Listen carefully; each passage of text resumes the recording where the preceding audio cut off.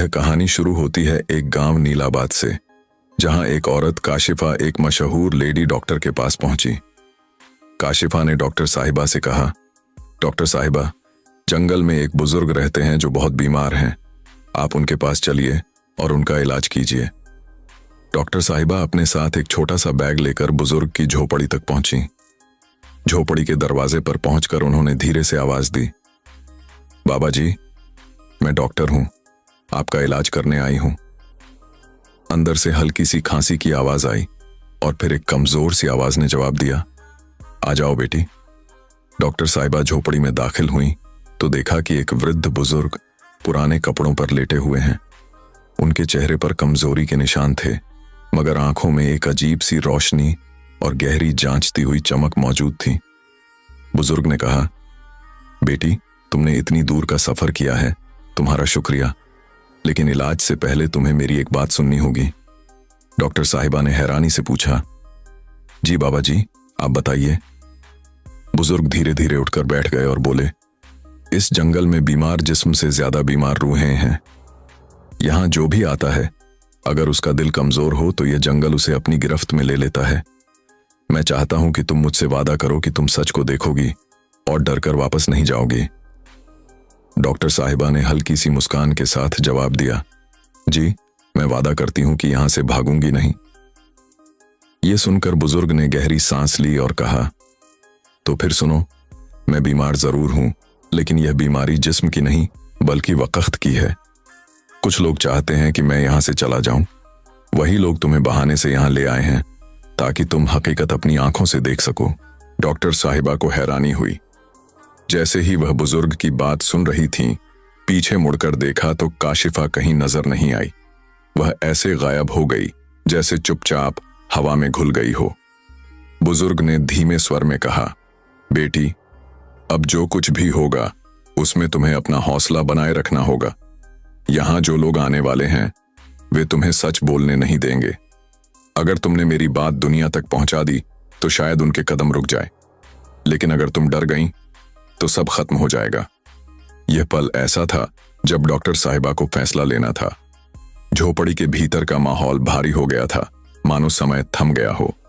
बुजुर्ग की आंखें गहरी और प्रभावशाली थीं और बाहर से हल्की हल्की बारिश की बूंदें दरवाजे पर टपक रही थीं। डॉक्टर साहिबा के सामने दो रास्ते साफ थे। 1, या तो वह अपनी जान बचाकर चुपचाप निकल जाए।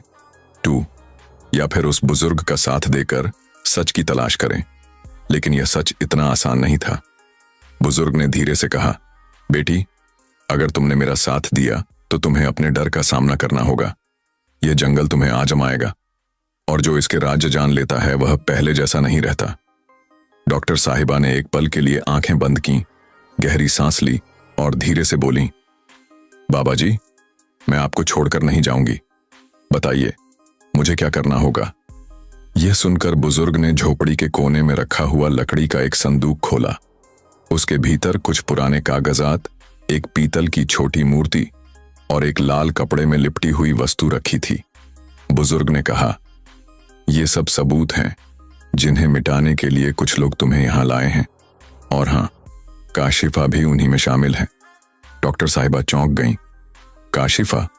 लेकिन उसने तो कहा था कि आप बीमार हैं। बुजुर्ग हल्के से मुस्कुराए और बोले, हां, वह जानती है कि सच बोलना तुम्हारे लिए खतरनाक होगा, लेकिन अगर ये कागजात मंदिर तक पहुंच गए तो उनके सारे मंसूबे नाकाम हो जाएंगे। उसी वक्त झोपड़ी के बाहर दौड़ते कदमों की आवाज आई, जैसे कोई तेजी से दूर भाग रहा हो। बुजुर्ग ने खिड़की से झांका और कहा, वह जाकर दूसरों को बुला रही है, हमारे पास बहुत कम समय है। डॉक्टर साहिबा ने जल्दी से सारे कागजात और सामान बैग में डाले और अपनी बाइक की चाबी मजबूती से थाम ली। बुजुर्ग ने कहा, रास्ते में रोशनी कम होगी। पुराने मंदिर का रास्ता जंगल के बीच से जाता है, वहां तुम्हें कोई भी रोक सकता है। बारिश तेज हो चुकी थी, बिजली कड़क रही थी। डॉक्टर साहिबा जैसे ही दरवाजे की ओर बढ़ी, बुजुर्ग ने आखिरी बार कहा, याद रखना बेटी, हर आवाज पर भरोसा मत करना।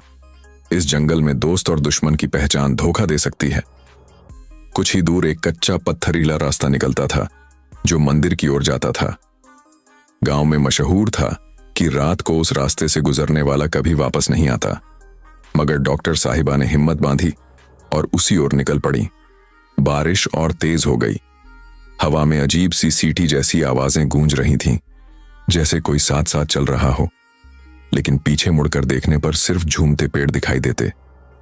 अचानक हेडलाइट के सामने एक औरत खड़ी थी, भीगी हुई साड़ी, बिखरे बाल, चेहरा ढका हुआ और दोनों हाथ ऊपर उठे जैसे मदद मांग रही हो। डॉक्टर साहिबा ने बाइक रोकी और जोर से पूछा, कौन हो तुम? औरत ने धीरे से सिर उठाया। उसकी आंखों में अजीब सी चमक थी और होंठों पर हल्की सी मुस्कान। वह फुसफुसाई, तुम्हें यहां नहीं आना चाहिए था। इतना कहकर वह बारिश की धुंध में गायब हो गई। डॉक्टर साहिबा का दिल जोर जोर से धड़कने लगा, लेकिन उन्होंने रुकने के बजाय बाइक की रफ्तार और बढ़ा दी। अब मंदिर करीब था, लेकिन एक संकरे मोड़ पर दो साएं उभरे। वही आदमी थे जो झोपड़ी में आए थे। उनके हाथों में टॉर्च और डंडे थे। एक ने चिल्लाकर कहा, रुक जाओ, वह बैग हमें दे दो। डॉक्टर साहिबा ने तुरंत बाइक मोड़ी और जंगल के दूसरे रास्ते पर निकल गईं। पीछे से कदमों और आवाजों का शोर बढ़ता जा रहा था। बिजली चमकी तो एक पल के लिए उन्हें दूर एक पुराना मंदिर दिखा, बारिश में भीगा हुआ और दरवाजे पर जलता हुआ दिया। यही उनकी मंजिल थी। उन्होंने बाइक रोकी और लकड़ी का भारी दरवाजा धक्का देकर खोला। अंदर हल्की रोशनी और भजन की धीमी गूंज थी। एक बूढ़ा पुजारी सफेद कपड़ों में उनके सामने आया। डॉक्टर साहिबा ने हांफते हुए कहा, बाबा जी ने कहा था यह बैग आपको देना है। इसमें सच छुपा है, इसे बचा लीजिए। पुजारी ने बैग खोला। उसमें पुराने दस्तावेज, जमीन के कागजात और एक मूर्ति की पुरानी तस्वीर थी। उनकी आंखों में आंसू आ गए। वह बोले, बेटी, तुमने जान बचा ली। ये सबूत बताते हैं कि यह जमीन गांव वालों की है, न कि उन लालची लोगों की जो जंगल पर कब्जा करना चाहते हैं। डॉक्टर साहिबा ने पीछे देखा। पीछा करने वाले कहीं नजर नहीं आ रहे थे। उनके दिल में गहरा सुकून उतर आया। बाहर बारिश थम चुकी थी और आसमान पर पहली किरण चमक रही थी, लेकिन वह जानती थीं कि सफर खत्म नहीं हुआ। असली लड़ाई अभी बाकी है। मंदिर में सच के दिए को सुरक्षित करने के बाद डॉक्टर साहिबा थकी हुई लेकिन संतोष से भरे मन के साथ बाइक पर गांव की ओर लौट चलीं।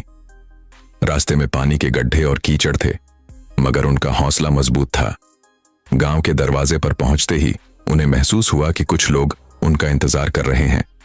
सबके बीच काशिफा भी खड़ी थी, मगर अब उसके चेहरे पर घबराहट नहीं थी, बल्कि एक अजीब सा सुकून और हल्की सी तंजिया मुस्कान थी। काशिफा धीरे धीरे आगे बढ़ी और बोली, वापस आ गई? मैंने सोचा था तुम जंगल से लौट नहीं पाओगी। डॉक्टर साहिबा ने उसकी आंखों में देखते हुए कहा, तुम चाहती थी कि मैं उस सच तक न पहुंच सकूं, लेकिन अब मैं जान चुकी हूं कि गांव को बचाने के लिए सच से पीछे हटना सबसे बड़ा गुनाह है। काशिफा ने एक पल के लिए नजरें झुकाईं, फिर चुपचाप पलट गई।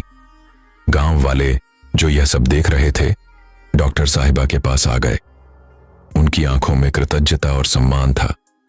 एक बुजुर्ग औरत आगे बढ़ी, डॉक्टर साहिबा के हाथ थामते हुए बोली, बेटी, आज तुमने सिर्फ एक बुजुर्ग की जान नहीं बचाई, तुमने हमारा भविष्य बचा लिया। डॉक्टर साहिबा ने मुस्कुराकर आसमान की ओर देखा। सूरज की पहली किरण गांव के कच्चे मकानों पर पड़ रही थी।